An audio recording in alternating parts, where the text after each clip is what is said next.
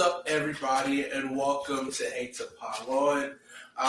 My name is CJ, alongside Jonathan. We got a special guest today. Special guests. Shout out to Joey and Christian. What's up, guys? How you guys doing today?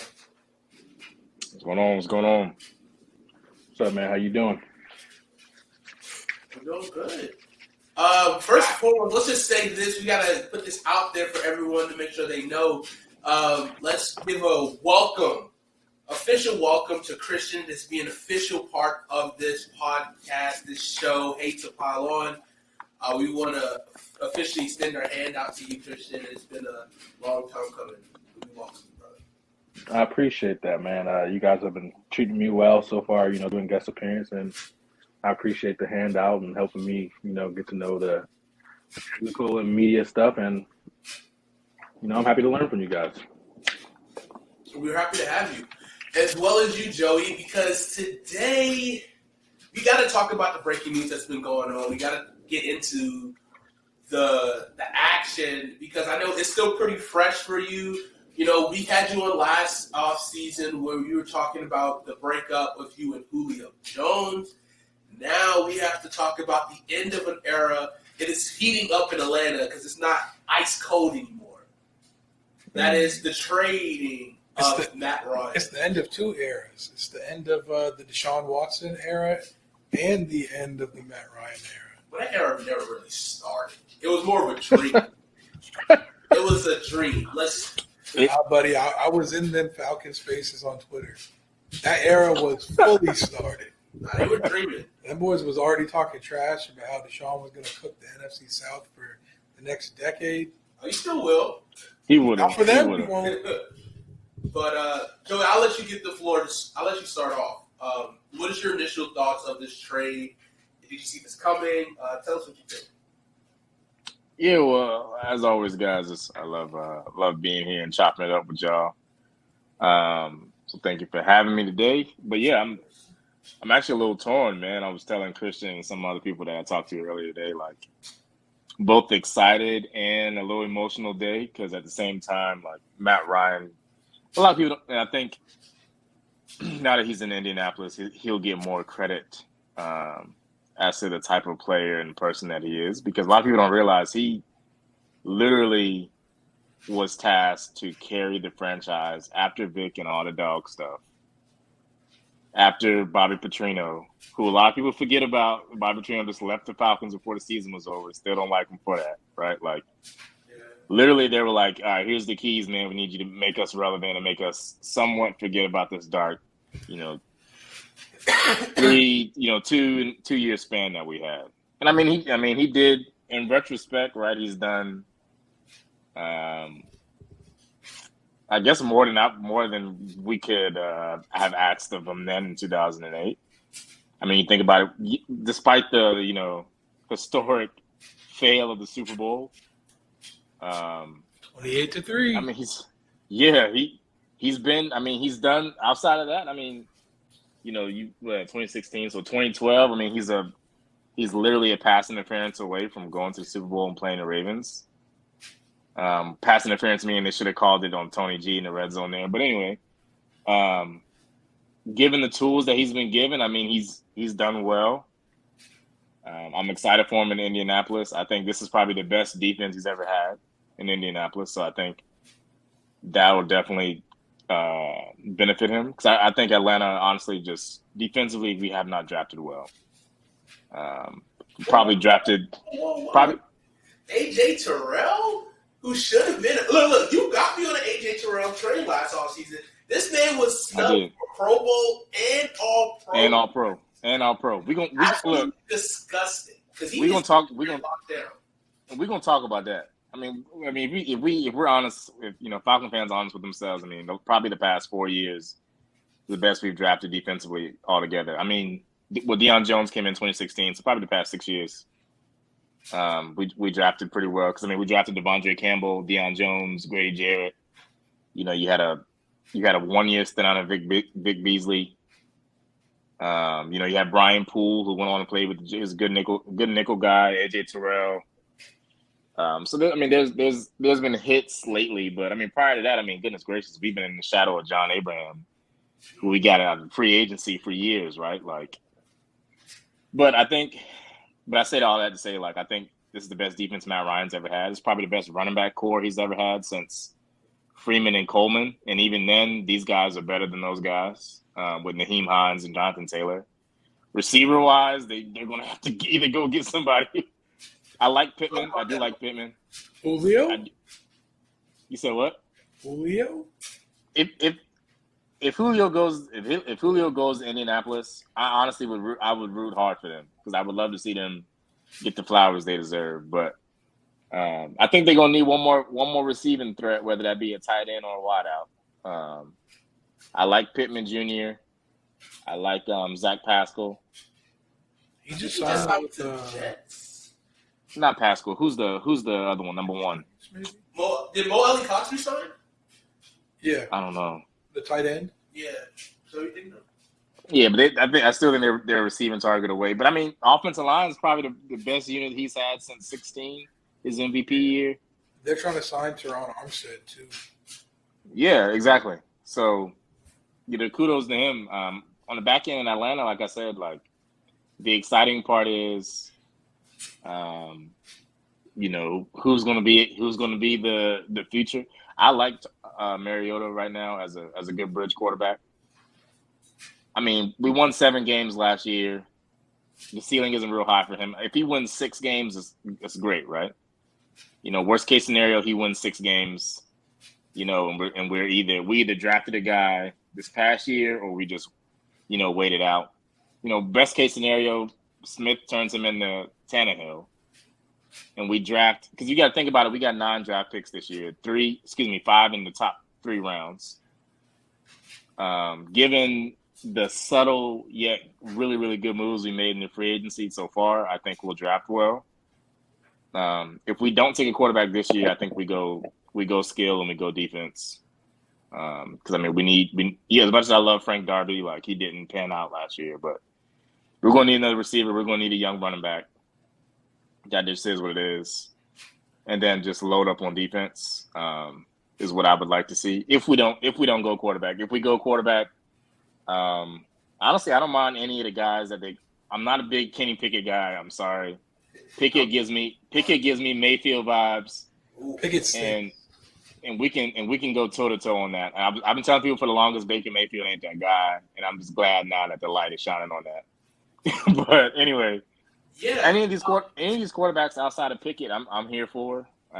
Even a guy like Carson Strong or, everybody's like, oh, can he be mobile? The guy can sling it, man. You sit him behind Mariota for a year or two.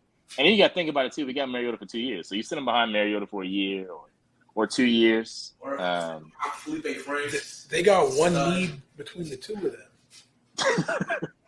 But, hey, look, anything is possible. I mean, if we draft well, you sit him in the pocket and let him shred him. The man's got a cannon. Even my man, what's his? Sam Howell? No, what you say? Sam Howell? No. Sam Howell is definitely Baker Mayfield and a half. No, what's the guy that set the record last year in NCAA? Last name started with a Z. Oh, Bailey Zapp. Yes. He's a guy that we could get late, sit behind Mariota and sling it. That's why I said there's a lot of people say, "Oh, this class sucks, man. This class it's a good group. It's not a great group that we've seen in the past. It's a good group. I don't think we're gonna tank though. I know everybody's saying, "Oh, Falcons gonna tank." I don't think we're gonna tank. At the end of the day, like I told Jonathan last offseason, we're gonna beat the Panthers at least once. It's gonna be some teams. I hope we beat us twice if we don't draft Malik Willis. We gonna stumble up on the Saints once next year. I'm fine with that. Yeah, the Whopper hands. He got them little Whopper hands. That's what they say Kenny Pickett got. No, but I'm the same way. I think if we lose, if we got like 1 or 2 wins by October, all right, let's just go ahead and ride that thing out. By late October, let's just ride that thing out. But I think But I do think they're in a somewhat competitive mode. I think how well Mariota plays, as lazy as that is to say, will determine a lot for the following offseason. But I mean, the good thing is we'll have a lot of money. We'll have way more money than we had this year, next year at this time. So You're not gonna have that $40 million dead cat. yeah, I mean, we can bite that. But I mean, in 2023, we'll be able to ship him out. I'm a little mad at Deshaun, though. I will say I am mad at Deshaun, but Let's hold that thought real quick. Christian, let me get you in here. What are your thoughts so far with the Falcons and Matt Ryan leaving? Like I told Joe earlier today, a fantastic guy, and they got a person that you wouldn't mind running your organization. They got an all-pro person. He is professional on and off the field.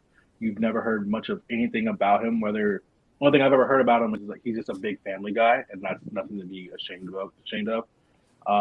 It kind of hurts seeing him go just because he's been there for so long. And like Joe said, watching football, and Michael Vick was like the guy that like I wanted to be, or you just wanted to like see him do something, you want to go outside, and then he gets in trouble, and you see Matt Ryan from Boston College come there, and it's a whole different type of pace and game, and then you have to learn the game of football through a different style of quarterback, and then you learn the game of football. So I'm very appreciative of Matt Ryan that way, but there's always a time where you can move on because you can't keep him forever. I mean, he did his job. And the thing I love about Matt Ryan is he never complained, not once. Like these other guys have been doing in the league, he never complains. He takes what he's given, and I think he showed what he had when he went to the Super Bowl, and showed heart. He showed talent. He showed all those type of things. I mean, I'm upset, but I'm not that mad. But it was time to go. I mean, that's what the Falcons felt like, and I don't run the organization, obviously. So I mean, if that's how they felt, that's how they felt. But I mean, I wish him luck. And if Julio does go there, like you said, I'm going to root for them too, because Matt Ryan deserves a ring, and Julio definitely deserves a ring after everything they've been through and how they were treated throughout this whole process, especially Julio. So if they win one, hey, I'll give me a Julio jersey or a Matt Ryan jersey. I won't wear it, but I'll get one. So let's talk about the other elephant in the room for the Atlanta Falcons, and that is Deshaun Watson. So, I mean, it was heavily rumored that Deshaun Watson was going to go back home to Atlanta. They were saying they bring out all the stops to come back home, do the thing. You know, there's talks about Jarvis Landry and Leonard Fournette all signing with the Falcons if Deshaun was going to go there. That has to be tough. So let me get you guys' reaction to Deshaun Watson choosing the Browns, choosing $230 million fully guaranteed, $45 million at signing, $1 million base salary for this upcoming season. What are you guys feeling about Deshaun Watson's decision to choose the Cleveland Browns? I'll go first because I know Joe's going to have a hot take on it. I'm just going to say the little bit that I have to say. First off, he got an NBA-type contract. I just want to let you know that. So I don't know if the Falcons couldn't do it. I don't know what the problem was. Deshaun as a human being, I think, do I wish he went to Atlanta? Sure. He went to Clemson, my favorite school since day one. It would have been awesome to see him in a Falcons jersey. But and if Leonard Fournette would have came, awesome, great. It's one of those what-if stories. But I also think that if he did come home, who knows what would have happened to him like as a person? Because, you know, a lot of these guys, they'll go home to where they're from and get in a lot of trouble.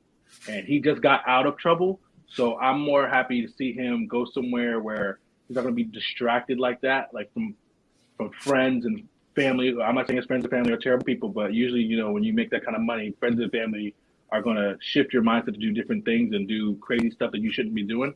So, I mean, on that aspect, you know, I'm glad he went to Cleveland. There's not much to really do in Cleveland. But also, since I don't know much to do in Cleveland, I hope he doesn't do anything else dumb to set himself up for failure again. Because in the NFL, you're given chances But as a black quarterback, you are very limited on your chances. And I hope he doesn't spoil it or mess it up. But obviously it would have been awesome to have him with the Falcons because, I mean, that's my team and him at home and him being the Clemson fan. AJ Terrell and Vic Beasley, I think, were like the only people in my mind that I can think of right now who Great I watched Jarrett. play at Gray Jarrett, who played at Clemson, right? And then they came football team. I think that's the coolest thing you could ever say. And it would have been awesome to have him there. But like I said, I'm glad he found somewhere where I'm just kind of glad he didn't go home because I didn't want him to get caught up in some dumb stuff, man. He definitely got off easy, in which I've never seen someone get off easy and go sign a deal for $230 million. Never seen it. I don't know if it'll happen again, but I'm just glad that he chose the right place for himself. And with the Browns, I mean, this may be a hot take, but I feel like other than the defense, the offense, and other than defense, I'm saying like defense is great. He didn't have that defense with the Texans. Didn't have that running back with the Texans. But receiver-wise, I just want to know. I hope he didn't sign there just because of receivers. Because other than that, they don't have any good receivers. Besides, you want to count Peoples-Jones. But Peoples-Jones going to have to show me more than just 1 year stats. Jarvis Landry's going to have to show me more than just Miami stats. I mean, he got Amari Cooper though. I didn't know that. But I mean, he still got opportunity to add some a piece in the draft. I mean, they gave up a lot of picks, but still have about I think like 5 draft picks this year. I think, or they still got a good amount of draft picks, even though giving up what they did. So yeah, Joey. But go ahead, Joe. I'm gonna tell you why I'm mad. I'm gonna tell you why I'm mad at Deshaun. It has nothing to do with necessarily him picking the Falcons. It's just everything to do with him picking the Browns. I'm not mad at anybody for getting their money. Get your money, young man. But I think Christian made a good point that everybody's been making like across the media. He got an NBA contract, right? Everybody's like, oh, fully guaranteed, but with that NBA contract comes NBA power. It's kind of like in Aladdin when the genie's like, Jabbar said he wants to be a genie, and Aladdin's like, yeah, you can be a genie and everything that comes with it, and he puts him in the lamp, right? With all that money, like the 2 big things that Deshaun's going to have to do is win immediately, right? And he's gonna have to win the AFC North within the next 3 years, or 2, it's gonna hurt his legacy, or Kevin Stefanski gonna be out of there. Because with the same problem that we see in the NBA now is you got all these guys that make these guaranteed money contracts, and he puts these coaches in a tough spot, right? Because you got these superstar players who are bringing the fans in, and they're winning a few games here and there, and they're going crazy on the stat line, but they're losing the game at the end of the day. And when it's time for playoff time or championship time, the player may show the rest of the team doesn't. Blah blah blah blah. With that, that's my first piece on that. Secondly, we was minding our business, doing our own thing in Atlanta. He gonna talk about he want to meet with us. Leave us the hell alone, okay? Like leave us alone. Leave us alone. Like my prayers went from, Lord, please don't let him go to Carolina or New Orleans, to Lord, if you don't do nothing else, just let Deshaun be our quarterback, okay? To what in the world is we doing? And can we please? And like Christian said, I say hot. This is probably my hot take. Can we please stop giving this man Amari Cooper too much credit? Oh. I'm sorry. No, Amari Cooper is. I'm with you on that. Amari Cooper is nice. Don't get me wrong. He is nice. I mean, as nice can get, right? Right. But for me, that's all. He's just really nice. Right. He's really nice. You putting a whole lot of pressure on Peoples-Jones, like a crap ton of pressure on that man. Because essentially what these teams are going to do now, I'm going to say this and I'm going to say my other point. That's why I'm mad that he went to Cleveland. And they putting a lot of pressure on David Njoku. Everybody's like, oh, Njoku, correct me if I'm wrong, but has he had a statement? Has he a statement year yet? No. He's okay. So we're still flashes in a lot of different games to where you like, hey, he could be nice, but at the same time, His getting quarterback paid, was too. Baker Mayfield. And he's getting paid too this year.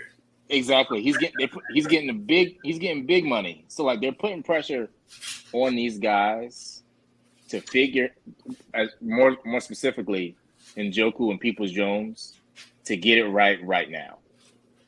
Because we know what that backfield is, Right. with Chubb and Hunt.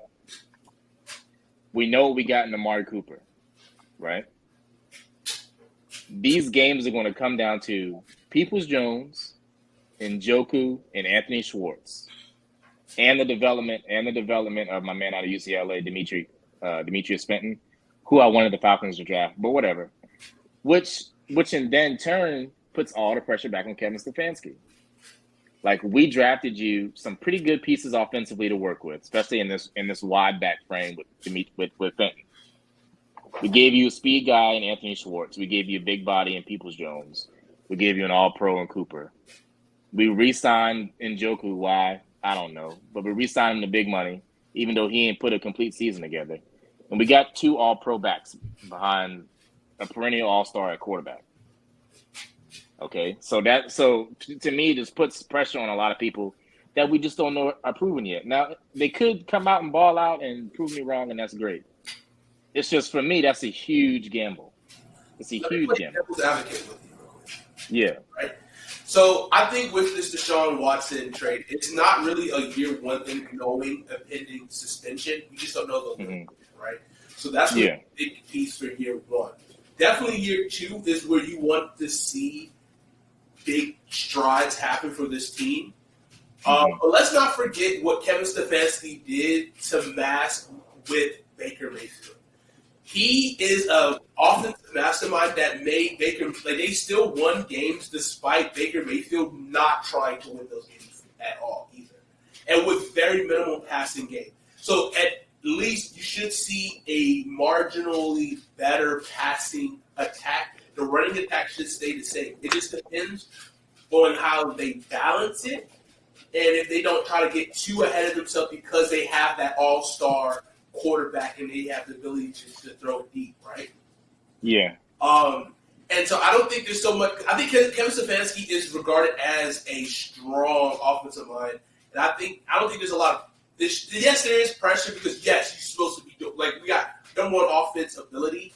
But I just don't think it's that right away. I think he has at least 3 years still remaining because they know this first year is going to be really a wash unless the suspension is under 8 games. Yeah, and that's a good point. But this is why I say I think it's 3 years. It's 3 years. Just within the AFC North, you got Burrow going into his 3rd year.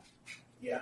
With the weapons he got, and in my mind, they got better at tight end with Hayden Hurst. Oh, we can talk about that. Even though I'm mad they got rid of Uzomah. I really am. I wanted them to keep. I really wanted them to keep Uzomah. I think they did the man dirty. Anyway, you got Burrow going into his 3rd year. You got Lamar going into what, 5? 4. 5. He get tagged 2 more years, and he got this year, which is his 5th year. Yeah, that's right. So yeah. Okay. Then you got Mike Tomlin and the Steelers, who proved they don't necessarily need a quarterback to be in a wild card spot. Good, because they don't have one. Exactly. So if he don't win, I say 3 years is because in 3 years Burrow's still going to be in his 20s. He's going to be in the latter end in his 20s, but he's still going to be in his 20s. In 3 years, Lamar's still going to be in the latter year of his 20s. Yeah, but he might not be in the AFC North in 3 years. He might not be in the AFC North in 2 years. And that's fine. But at the end of the day, we know that Baltimore is cut from that same cloth like Pittsburgh. For sure. They don't necessarily need a quarterback to beat you up and win 8-9 games and getting a wild card. They'll get bounced in the first round, but they're gonna do it. Welcome. And even if he's not there and Pittsburgh never figured out their quarterback thing, the Bengals done got the recipe. They done went and got the offensive lineman pieces there. They can draft on defense and then post up and tell everybody else, like, so show me something. And if he get out of there, say he wins the AFC North in year 2 or 3, which one of them quarterbacks out west you want to see? Which one of them, depending on how Mac Jones develop, which Derek, one of them guys, which one of those guys out east do you want to see? So I think he put himself, and I get it. As a top tier athlete, you want to beat a man and you want to go beat the man. That's sweet. Right. That's real sweet. That's real sweet until it's time to do it. And I think what's going to happen is, listen to me now. I think what's going to happen is, if he's not careful about his ability to recruit guys to come to Cleveland to play with him, he gonna be looking real Matt Ryan-ish. Here's a better one. Here's a better. This is what you said AFC, right? Remember the loaded AFC: Phillip Rivers, Ben Roethlisberger, Peyton Manning. Every year, right? You know the guy who always kept getting left out? Who? Phillip Rivers. Yep. Just always going against stout AFC talent. That's kind of what we're looking at now. To where if he doesn't, especially because it is so stacked out AFC. Hell, the AFC North might be battling just to get a playoff spot. Exactly. And so that could help. That could help because they're just going to eat each other in the division. But yeah, that is a possibility that he could. Even though Phillip Rivers puts up great numbers every single year, wins games, makes it to the playoffs, but just hasn't got over the hump to be considered a true elite. He had the longevity, which is great, but it's still tough when he haven't won a Super Bowl. And you got to think all those teams that we mentioned outside of the Ravens, right? They got young studs at receiver. They got one or two guys that are young that can go get it. Holly Brown ain't. You don't think he's turned into a stud yet? He's not turning outside of Pittsburgh. They got young guys that said they got two. I said two. You look in Pittsburgh, you got Claypool and Johnson. And since he can go get it, You look at Cincinnati, they got Chase and Higgins. You look out west, they got Sutton and Judy. You got Williams and Allen is a little older, right? Those two guys are a little older, but they can play at a high level. And they got Palmer right behind whoever one of them decided to fall off. At Tennessee. Right. Huh? He's back to the Broncos. Yeah, he's with the Broncos. You look down there in Oakland. People forget the Raiders drafted that old boy out of South Carolina, Brian Edwards. Brian Edwards. They lost Zay. Bro, back to back. They got a young core there with a veteran guy in Devontae Adams now. Oh yeah, I forgot about Devontae Adams. Yeah. You see what I'm saying? I mean, you look out east. It get a little tricky. It just come to quarterback play, right? I mean, you take Elijah Moore, and the East is just kind of real soft right now. But Cleveland gonna have to go get a guy like a Garrett Wilson, keep an in-state guy at Ohio State, or Chris Olave, keep an in-state guy, and tag team him with. What do you say? They don't got the picks to go get them now. You see what I'm saying? So you got to find a way. You got to find a way to make something shake, because right now you banking the next 4 years on Amari Cooper. You know who's been very quiet this free agency period, and it was on purpose? Will Fuller. Yep. Will Fuller 100% been waiting to see where Deshaun goes. Yeah. Because he's going to be right there behind him. So Will Fuller going to sign soon, and I wouldn't be surprised if Odell signed back with the Browns too. Sound Odell and Jarvis Landry back to the Browns out of spite for Baker Mayfield. I love boom. Now if that happens, everything I said, it's like, all right, now I can just shut up. We're gonna see, let the chips fall where they may, right? There's one point too that also could happen this year, and then we'll move on a little bit. Baker Mayfield still could be with the Browns this year because of the suspension system. Like that still could possibly be it. They went and got Jacoby. They get Jacoby. That man already posted his goodbye letter. He out of there. I mean, he could sit out and not play, but there's not much of a market for him outside of Seattle. Okay. I did hear Carolina. I don't know. Those rumors are a little iffy. I don't know if those rumors are for sure true, because I think they're definitely going younger, but I mean, that would be hilarious. The only way Baker is if they straight up take Sam Darnold for him. Because we cannot pay two quarterbacks $18 million each on that tag. It's your option. Tag. All right, let's talk about life going forward for the Falcons, and then we'll wrap this up. What's up, Christian? Okay. Gee, man, how you feel about Carson Wentz, man, and your Commanders? Oh, he's excited. I am actually. It took me a second, right? So I had to kind of like process everything as it went, as it is going on, right? So really, this is going to be a 1-year experiment, right? So it's, we are eating $28 billion, which isn't. If you look at the landscape now, it's not that much. We're taking all his money this year. Next year is no guaranteed money. But if he plays phenomenal this year, then we can re-up him, and then we're positioning ourselves to do that. I like our talent on the offensive side of the ball. I think he has an opportunity to really prove himself because I think with the amount of revenge games that he can have this season, he should be able to be motivated. He plays the Colts this year. He plays the Eagles twice. So, that's three wins, 3 big games for the wins. If he gets that momentum going and if we can, get the most out of him, I think this could be success. And he's still young. He's still in his 20s. But if he is, we be back at it, getting the rookie quarterback into a way better rookie class next year. So it's not that bad of a deal. Yeah. So, you have to do what you got to do to get a franchise quarterback. As you see what the Browns did, giving up 6 picks now and guaranteeing $230 million, for an elite quarterback. Like, you got to do it because that is really what's going to push you. Because there's only a small amount of teams that can actually win games without a star quarterback. Mm-hmm. So. But for the Falcons moving forward, right? So we got draft capital. What do you want to see the Falcons do this offseason, or the rest of this offseason in the draft? Because knowing, like, you guys are, I don't want to say like tank, but you guys are definitely rebuild it. Like, I don't think that's not, like, a secret. So, like, where do you see the rebuild should be happening this offseason for step one?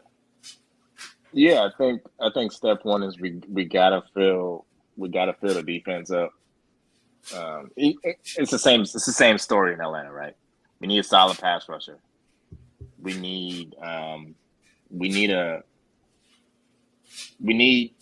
thumper on defense somewhere, whether that be a linebacker or safety.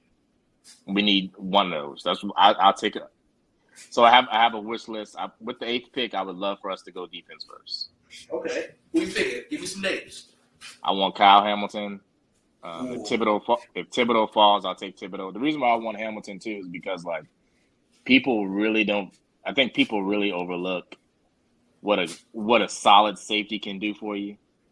And I think with AJ Terrell back there too, it could be real. Well, some help. Yeah, we went and got Casey Hayward. We went and got Tease Tabor, and we re-signed Isaiah Oliver. Like, in the secondary, like, we got pieces. Guys that have played in improvement.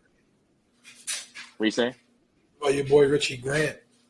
Yeah, and that's what I'm saying. And Richie Grant, you put Richie Grant back at free safety, and you got Kyle Hamilton playing in the box and strong, and even dropping him out in the flat, or with the long speed that he got, it can get real spooky back there in that secondary.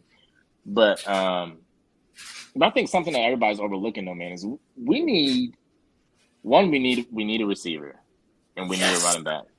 Yes. Never thought I would say that as a Falcon fan, that we would need a running backs are easy, right? Running backs are easy to find. Let's just be like, I hate saying this because I love the position of running back, but running backs have been disrespected for so many years. But then all same time, when you pay a running back, they just disrespect the team for the last couple years. And $16 million would never happen again for a running back. Jonathan, playing the boy Christian McCaffrey. But at the same time, Jonathan will appreciate this. I would love to take a Panthers approach to how we build our defense.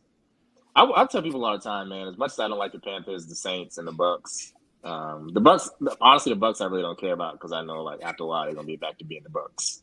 So they can just enjoy your moment. I get it. 12 Bucks doing something serious, boy. I'm gonna have to get on that team 12.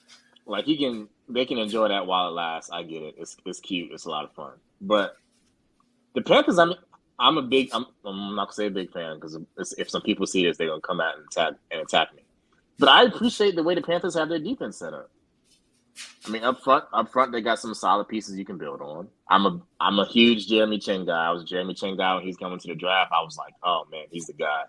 Jeremy Chin and Kyle Duggar with the Patriots were the two guys that I wanted the Falcons to make a move on. We didn't do it. It's all good. J.C. Horn, Dante Jackson, if they can just stay healthy, man, those boys can really do some damage. Linebacking core with what's my man, Shaq Thompson. I hate that Luke left because I would love to see the transition with Luke and Shaq the way that Thomas and Luke had it. But I mean, even back in the days of John Beeson and those guys, man, like Panthers always had some pieces defensively that I was like, but I was just like, we've been spoiled by linebackers the way the Packers have been spoiled with quarterbacks. Yeah, for sure. And like we went. For sure. Let's see, Dan Morgan to Beatson and James Anderson to Luke and Thomas Davis to Shaq, who's not quite up to the same level as those guys, but he's still good. Oh yeah. But yeah. I mean, other people too over there with him. Yeah. So I mean, I would love to see us take that approach. But I have a little wish list on draft day. I told one of my boys earlier today that this year's draft is going to be like a big event at my spot. I'm gonna treat it like the Super Bowl. Like I said, we got 5 picks in the first 3 rounds. If Terry Fontenot messes this up, my goodness. It's the first official draft because he came in after the draft last year. Or? So this is his second draft because he drafted Pitts and those guys. He did? Okay. Because I know a lot of times when you first come in, they still got a lot of the same, like the old staff in there before he can really like flip the staff. Because I know it happens like after the draft. So I didn't know how much like his. Yeah. So when he came in, they went straight to work as to like getting guys, and then he made a big deal about getting the best player available. Then they moved to Pitts. You just got to tell this man to put in the red zone. Like, what the hell is wrong with Arthur Smith, bro? I like Arthur Smith though. I like Arthur Smith a lot though. I really do. Kyle Pitts, your top receiver, 6'6", 260 pounds of pure specimen, who is probably one of the greatest tight end talents out of the draft. And you put him on the bench when you're in red zone? I was watching the Falcons excited. What the? That's just inexcusable. It was early. You talking about when we played y'all? Bro, I was like, I was there at the game. That was beautiful. It was early. It was early. But I mean, I do have a little wish list that I'd like to see the boys pick up. But I think at 8. What'd you say? Mad if you drafted a receiver at 8? I wouldn't. Y'all need one. I think you got to draft but this is another pick in the first. That would be. But my who's your wide receiver? My thing. Amadou Zaccheaus. Yeah, Zaccheaus and Frank Darby. I do like Darby, but not as wide receiver. I like him as like a wide receiver 4, maybe 3. That's why I think. That's why I'm saying this receiver class is low key deep. We can get a guy like George Pickens in the second round. Like I said, look that up. We got two picks in the second round, 2 picks in the third round. Watson might be there from North Dakota State. That's what I'm saying. Watson, you got Justin Ross, who's going to have something to prove out of Clemson. You can get him for cheap. You can get George Pickens. One of those receivers between Traylon Burks, Drake London, Olave, Wilson, somebody going to fall in that second round. I mean, everybody's not going to be like, oh, receiver, gimme. One of them are going to fall. Same thing with the running backs. Oh, I don't think it's going in the first round. Which for me is great. Because I have a list of running backs. And I will say to add on to receiver or to this new wide back frame, Wan'Dale Robinson out of the University of Kentucky. Boy, nice. I would love to for Arthur Smith to get a hand on him just because of what he's done with Cordell Patterson. It'd be really, really, really cool. I do think we end up cutting Mike Davis though, just because we just signed Damian Williams. We re-signed could have passed him. Mike Davis just didn't do it. I know he's an Atlanta guy, but Yeah, that's tough. I think he ends up getting the boot. But I mean, as far as quarterback though, I think if we don't pick a quarterback, I'm telling you, Josh Rosen's going to surprise y'all. Y'all going to be there. We spent $18 million on freaking Marcus Mariota, chosen Rosen, out here slinging a damn rock. And it's finally his opportunity to succeed. A first round top 10. top 10. I do think if we don't pick a quarterback in the first 3 rounds, and let's say we pick somebody like a Carson Strong or something later, I think we find a way to get a guy in next year's class, a top guy in next year's class. But I mean, I'm excited for the future. Honestly, to be honest, we'll just see how long that excitement lasts. Christian, your final thoughts on Falcons upcoming this season? Honestly, man, I haven't really thought about it, and I really don't have much of any expectations. I just want us to get better our way and trust, as you know, Joel Embiid says, trust the process, and hopefully things pan out, because we did lose 2 of our face of the franchise players in back-to-back years.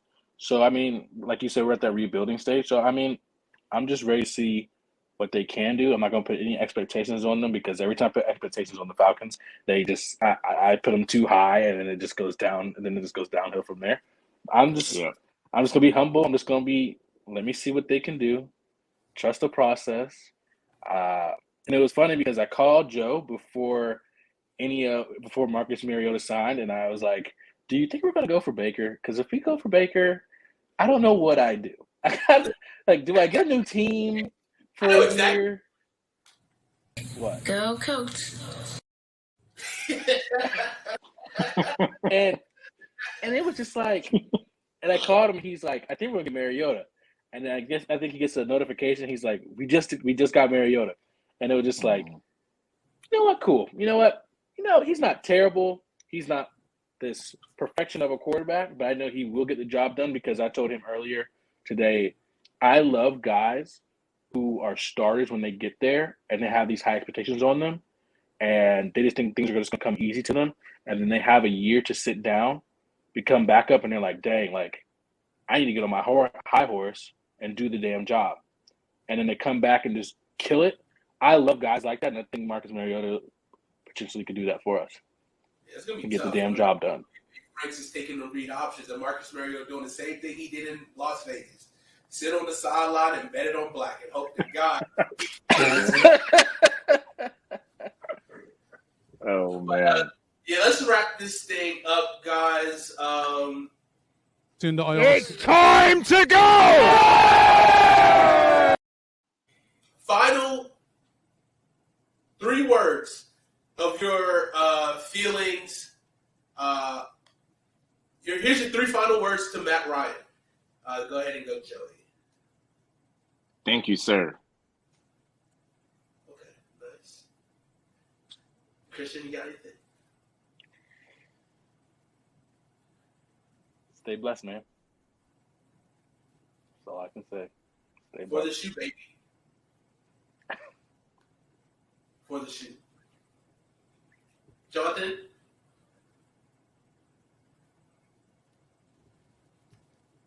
You don't have anything nice to say, don't say anything at all. Thank you guys again for this awesome free agency talk with the Atlanta Falcons. We will hopefully have you guys back again this offseason and during the season as well. Be able to look out for more content on the page, such as our draft coverage and NBA and all that exciting stuff. Make sure you follow us on TikTok, Twitter, YouTube, IG, anywhere on these social medias. Hate to Pylon, HATE, the number 2, Pylon, PYLON. And have a great day, everyone, and we'll see you next time. See you.